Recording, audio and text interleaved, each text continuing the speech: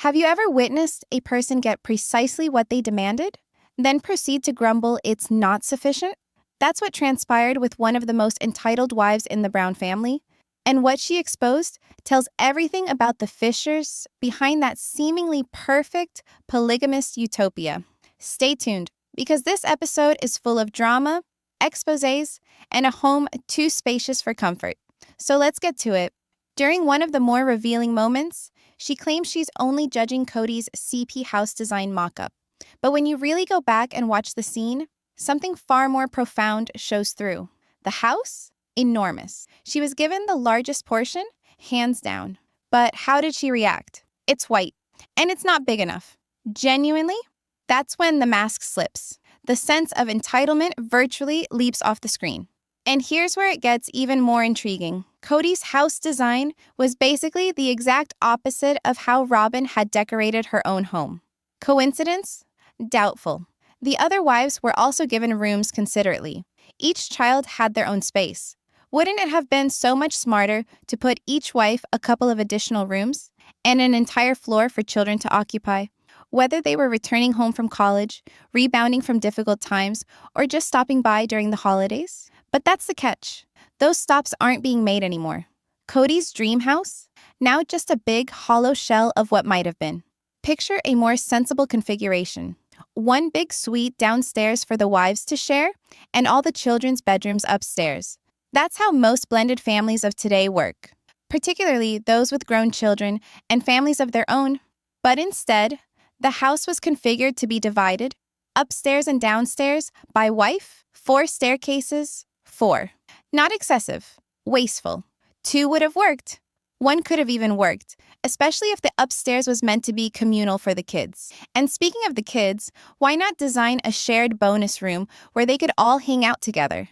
Wouldn't that have supported the idea of unity the family always preached? But maybe that was never really the point. Because, let's be real, when she declared it wasn't big enough, perhaps she didn't say it for the family. Perhaps she was saying it wasn't big enough for 3 other wives and children. Perhaps it wasn't big enough to accommodate anyone outside the single Brown household she's long favored. Given what she's come from, you'd imagine she'd be grateful for plenty. Instead, she turned it down, not because it wasn't adequate, but because it wasn't solely in her name. And forget about the family fortune of debt she brought into the mix. Another facade she's been wearing all along. For someone always wanting more, it's surprising how little she gives back. And let's discuss the house once again. Wasn't this the same proposal that had an elevator? Now, unless you're facing mobility challenges, what exactly is the point of needing an elevator in your house? Luxury? Laziness? Either way, it says a lot. At the same time, the irony is not to be missed. As these enormous mansions are constructed, the world around them is literally crumbling. Sea levels rise, threatening homes, animals have their habitats taken away, and here we stand, listening to someone rant about the color of a house that hadn't even been constructed yet. White wasn't acceptable. Seriously? With everything that's happening in the world, that was the hill she wanted to die on? Here's another irony. Recall that hospital visit when Kody was going to be present at the birth of his baby? His expression told it all, like he'd just as soon be somewhere else. No enthusiasm, no sense of urgency, just duty. It was another time when the facade was lifted on what's truly happening behind those big, perfectly engineered smiles. And honestly, the original white design wasn't even that bad. It looked better than the bland brown shade it ended up with. But of course, Robyn had to make it about her comfort, her aesthetic. Paint can be changed. Priorities? Not so much. She had 1 child already in college and 2 teens still at home. Shouldn't the house have been planned around the kids' evolving needs rather than her immediate whims?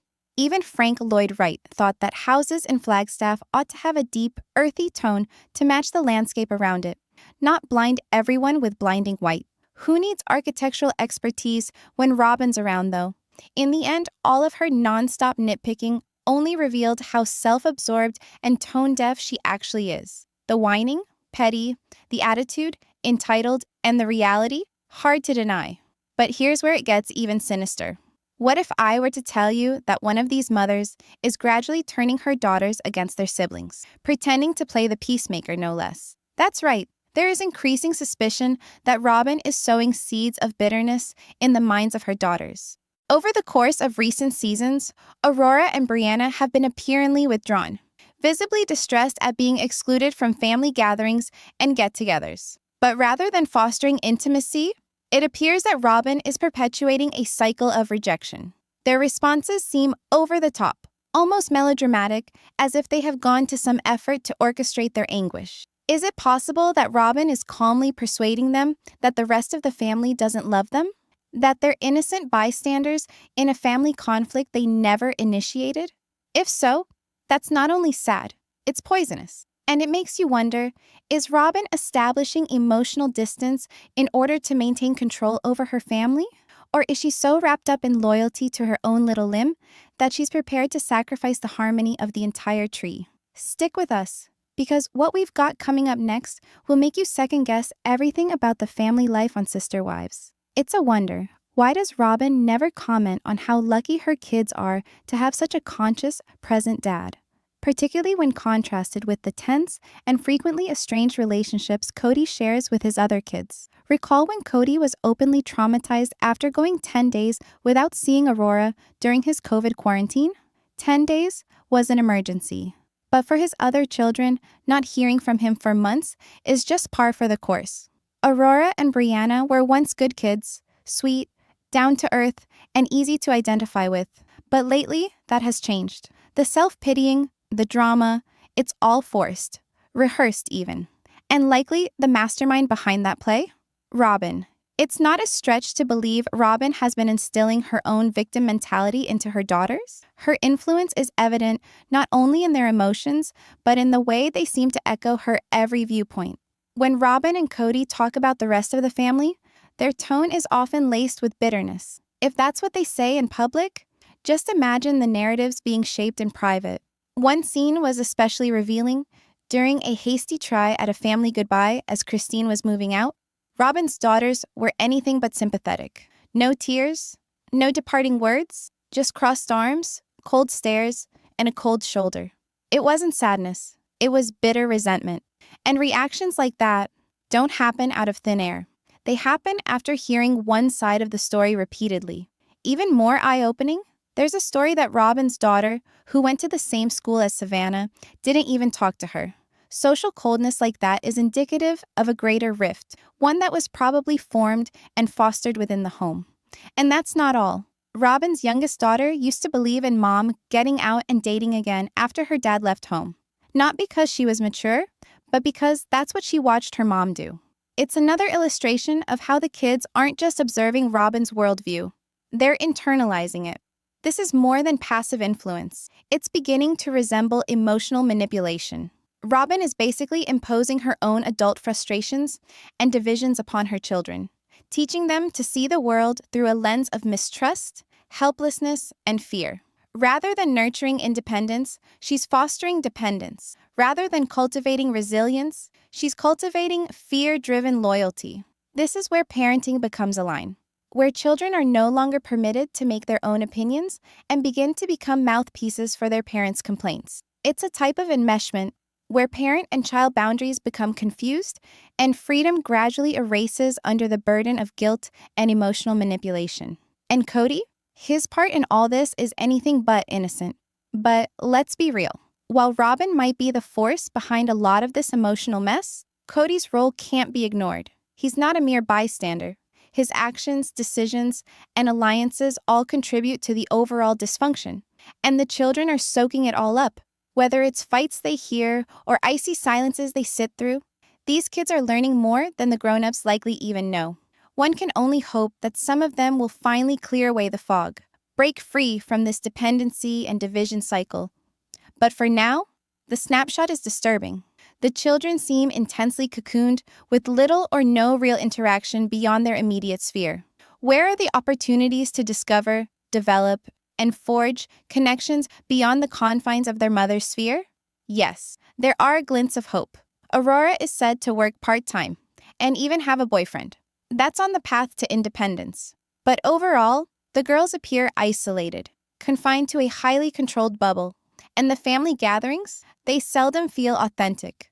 They sound staged, the children appearing instructed on how to behave and what to say. Forced smiles, measured words, emotions suppressed. That sort of environment doesn't create love. It creates repression. It makes holidays and milestone events into landmines rather than memories. And then there's the ongoing narrative being conveyed to Robyn's daughters, that the rest of the family is shunning them. That story runs on repeat, particularly around holidays such as Thanksgiving. But in reality, it's much more mundane. Frequently, it's logistical issues, such as health and safety throughout the coronavirus, keeping people from each other. But the kids are being told it's personal, that it's because someone just doesn't want them present. It's tragic because that script feeds this victim mentality that only serves to increase the gulf. And Robyn, she's not exactly bridging the gap. There has been no sincere attempt to repair fences, no true efforts towards healing. What we've got instead is more divide, more defensiveness, more silent manipulation. And who does all this hurt most? The children. They are worthy of more. They're worthy of the opportunity to make their own choices, create their own friendships, and live their own lives, untainted by the emotional residue handed down by parents who are so entrenched in their own drama, they can't see the harm it's causing. Ultimately, the actual tragedy isn't the severed marriages or splintered sisterhood. It's the next generation, raised within a narrative they did not author, attempting to establish their truth amidst the noise. Below is the horrifying truth behind Robyn's ascension to power. After seeing all the episodes and observing how things have gone off the rails, most fans have reached the same frightening conclusion. Robyn didn't accidentally join this family. She systematically worked her way to the top. It wasn't about love. It was about position. Robyn, in a very real sense, appeared to be motivated by a desire to become the alpha, to own the man, the story, and the family dynamics, to secure a husband away from 3 other women and surpass almost 2 decades of mutual history. That's not romance. That's a move of power. And she had no idea how to play anything else. All the tears, the shaking voice, the never-ending declarations of being the misunderstood victim. They weren't raw emotion, though. They paid off, because every time she wept, Kody would rush to her side. Her despair became a spotlight, and Kody, so desperate to be the hero, kept feeding her game of the good one. It's a pattern that has played itself out repeatedly. On the outside, it nearly appeared as if Robyn had walked in believing she'd be immediately adored. The hero stepmom, the breath of fresh air, the one that would fly in and mend what the other wives hadn't been able to. And how would she do this? By gathering information, utilizing what Kody and even Mike Kelty told her about the family's vulnerabilities, areas of struggle, and areas of frustration. She wasn't some wide-eyed outsider. She knew where she was headed. And maybe most damning, she understood how to manage Kody. She realized early on that she had the power to create the future she wanted by aligning herself with the one individual who exercised fiscal control and emotional influence in the family, Kody. And by making him her numero uno priority, she guaranteed herself that she would always have her needs met, regardless of what it cost the remaining members of the family. The other wives? White noise. The other children? Collateral. But let's be real. While Robyn might have plotted her way into the fold, Kody made the ultimate decision to exclude his other wives and disown so many of his children. He let it happen. He chose it. And that's a reality we can't deny. At the core of this narrative is a man who discarded equilibrium and a woman who discovered how to turn that unbalance to her complete advantage. And that's what makes this story so sad, not only for the wives who were left behind, but for the kids raised in the aftermath of it all. Let's get one thing straight. This notion that Robyn swooped into the Brown family with hopes of being loved by the kids, that she fantasized about being some kind of fairy godmother swooping in to be admired, it doesn't add up. From the moment she entered the family, Robyn displayed clear disdain for many of the children. The affection she supposedly hoped for, it came with conditions. Total obedience, constant admiration.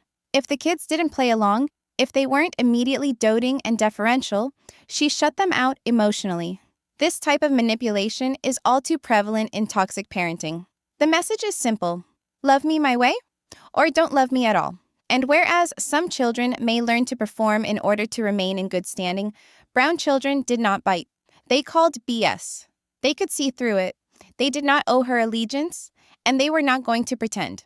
And that is when the true pivot occurred. Robyn lashed out at them. And here's the twist. Robyn did not only want to be accepted. She wanted to be idolized. She believed the boys would have innocent crushes, that the girls would look up to and pattern themselves after her. She envisioned herself as the glamorous new favorite of the family. And on television, too. A breakout TLC star, a reality television queen. But that illusion fell apart quickly. The children weren't enchanted. They were indifferent. All except for Kody, who gave Robyn some initial attention. Most of the kids stayed aloof. And instead of being humble about it, Robyn lashed back. It wasn't personal. It was tactical. Robyn is a very calculating individual. She doesn't merely respond. She observes people, studies their positives, identifies their weaknesses. Then she employs that as ammunition. Early on, she aligned herself with Meri. Why? Because Meri was the legal wife, the one in charge. Then she looked at Janelle, who was in charge of the family finances. And suddenly, Robyn convinced Kody to redirect the family funds to her business. She then insisted on a leadership position, chief operating officer, no less, placing herself in charge of the family money. And Christine? Christine was the emotional center of the family, the nurturer, the one everyone else trusted. Robyn attempted to imitate that position, but it did not work. Faking to be selfless was not within her. She flirted with Logan to impress him early on, attempted to be the cool friend with Maddie, coddled Kody, but it was shallow. Eventually, she lost them, and she could not abide that failure. So she snapped. She started poisoning Kody's perception of Christine and her children, using their connection as a wedge. Because in Robyn's universe, if she can't win someone over with love, she'll win with sabotage. And maybe, most revealingly, during all this, the other wives remained silent. They exercised restraint, class. They didn't air the dirty laundry or fight fire with fire. But we see it now. We see what occurred. And most importantly, we see who was behind it all. Let's be real. Robyn might not have been interested in being the only wife, but she definitely wanted to be the one in charge. She appeared to feed off of being Kody's pet, quietly pulling him away, and alliances all add up to overall dysfunction. And the kids are soaking it in. Whether it's shouting matches they overhear or cold silences they sit through, these children are absorbing more than the adults probably even realize. Only hope that a few of them will at last blow away the mist, escape this pattern of dependency and separation. But for the present, the photo is unnerving. The children appear deeply cocooned with little or no actual contact outside of their own immediate circle. Where are the ways to find out, to grow up, and establish relationships outside of their mother's circle? Yes, there are glimmers of hope. Aurora is reported to work part-time and even have a boyfriend. That's in the direction of independence. But otherwise, the girls seem isolated, living in a very controlled bubble. And the family gatherings? They rarely feel real. They sound contrived. The children looking coached on how to act and what to say. Forced smiles, calculated words, emotional restraint. That kind of atmosphere doesn't foster love. It fosters repression. It turns holidays and special occasions into landmines instead of memories. And then there's the continuous story being told to Robyn's children, that everyone else in the family is avoiding them. That narrative is on repeat, especially around holidays like Thanksgiving. But in truth, it's much more prosaic.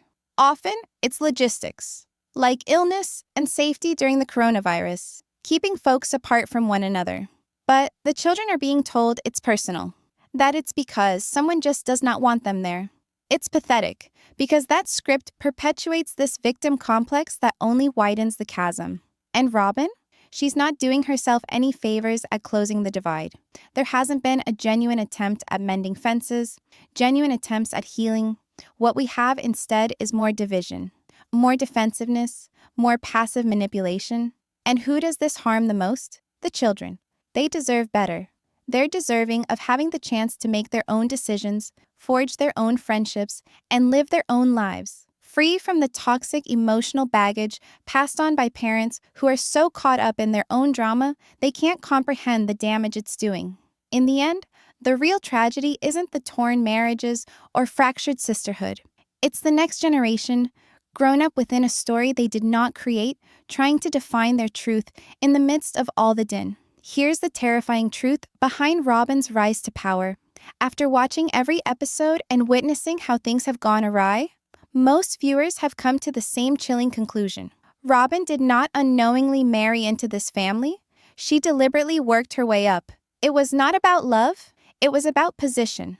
Robyn, in a very literal sense, seemed driven by a need to be the alpha, to possess the man, the narrative, and the family hierarchy, to win a husband from 3 other women and overcome nearly 20 years of shared history. That's not romance. That's a power play. And she didn't know how to play anything else. All the crying, the trembling voice, the constant pronouncements of being the confused victim. They were not raw feeling, however. They were worth it. Because whenever she cried, Kody would run to her side. Her sadness was a focal point, and Kody, so eager to be the hero, continued to play along at her game of the good one. It's a scenario that has been acted out again and again. Outside, it seemed almost as though Robyn had strolled in, thinking that she'd be worshipped right away. The hero stepmom. The change of pace, the one that would swoop in and fix what the other wives couldn't. And how would she accomplish this? By gathering intel, using what Kody and even Mykelti shared with her about the family's weaknesses, places of hardship, and places of frustration. She wasn't some naive outsider. She knew where she was going. And perhaps most damning, she knew how to control Kody. She saw early on that she had the ability to build the future she desired by buddying up with the one person who had fiscal control and emotional sway in the household, Kody. And by making him her numero uno priority, she ensured that she would always see to her needs, no matter what it ended up costing the other members of the family. The other wives, white noise. The other kids, collateral. But let's get real. Whereas Robyn may have schemed her way into the group, Kody was the one who had the final say in excluding his other wives and disowning so many of his children. He allowed it. He opted for it. And that's a fact we can't dispute. At its center is a man who threw away balance and a woman who learned to use that imbalance to her utter benefit. And that is what makes this so tragic, not just for the wives who were left behind, but for the children grown up in the wake of it all. Let's set this straight. This idea that Robyn swooped into the Brown household hoping to be loved by the children, that she daydreamed about being some sort of fairy godmother swooping in to be revered, it doesn't make sense. From the moment she entered the family, Robyn displayed clear disdain for many of the children. The affection she supposedly hoped for, it came with conditions. Total obedience, constant admiration. If the kids didn't play along, if they weren't immediately doting and deferential, she shut them out emotionally. This type of manipulation is all too prevalent in toxic parenting. The message is simple: love me my way, or don't love me at all. And while other children might learn to act to stay in favor, Brown children did not bite.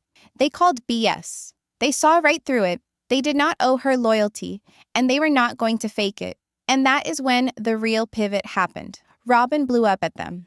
And here's the irony. Robyn didn't just want to be accepted. She wanted to be idolized. She thought the boys would have pure crushes. The girls would look up to and emulate her. She saw herself as the sexy new favorite of the family, and on TV as well. A breakout star on TLC. A reality TV queen.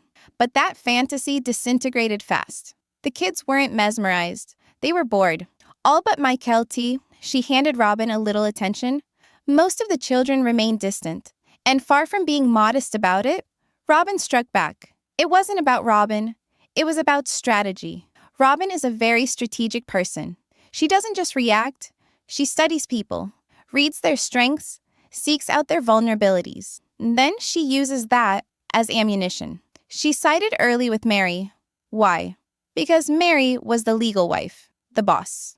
She then glanced over at Janelle, who controlled the family money. And voila, Robyn managed to persuade Kody to channel the family money into her business. She then demanded a leadership role, COO no less, putting herself in control of the family money. And what about Christine? Christine was the heart of the family, the caregiver, the one that everyone else trusted. Robyn tried to fill that role, but it did not pay off. Pretending to be sacrificial was not in her. She flirted with Logan to gain his attention in the beginning, tried to be the cool buddy with Maddie, babied Mykelti. It was all superficial. She lost them in the end, and she could not stand being a failure at that. So she lashed out. She began poisoning Kody's opinion of Christine and her children, with their relationship as leverage. Because in Robyn's world, if she can't conquer a person with love, she'll conquer with sabotage. And perhaps, most tellingly, throughout all of this, the other wives said nothing. They kept their tongues, class. They did not air the dirty laundry or fight fire with fire. But we see it today. We see what happened. And most importantly, we see who was pulling the strings. Let's get real. Robyn may not have been interested in being the sole wife, but she surely wanted to be the boss lady. She seemed to thrive on being Kody's pet, subtly drawing him away. The fact is, Meri was never really on the team with Janelle and Christine. No matter how much they required solidarity to confront the Kody-Robyn alliance, Meri always fell back on siding with Kody, and thus Robyn. And that was the killer flaw. Whenever the women required numerical strength, Meri would flip. She flipped on Christine more than once and signaled that she couldn't be depended upon. Even today, as she begins to gradually liberate herself from what most refer to as emotional Stockholm syndrome, it may be too little, too late. Janelle and Christine read the writing on the wall much earlier than Meri did. They could not wait for her to play catch-up. And even if they took her back now, the wounds are deep. Trust cannot easily be restored once it is broken repeatedly. It's also important to mention, Meri didn't exactly leave Kody. What she did was corner him and try to get him to be the one to end things. That way, she could have her vows remain intact and make him the fall guy. In their culture, a man is shamed for abandoning a wife. Meri wanted that shame to be squarely on Kody's shoulders. She needed Robyn and the world to realize he was the one who let go. The entire experience devolved into a theatrical disaster. Agony to behold, manipulative to its very foundation, and all this while, there's still that pesky, strange fixation Kody has on the mall.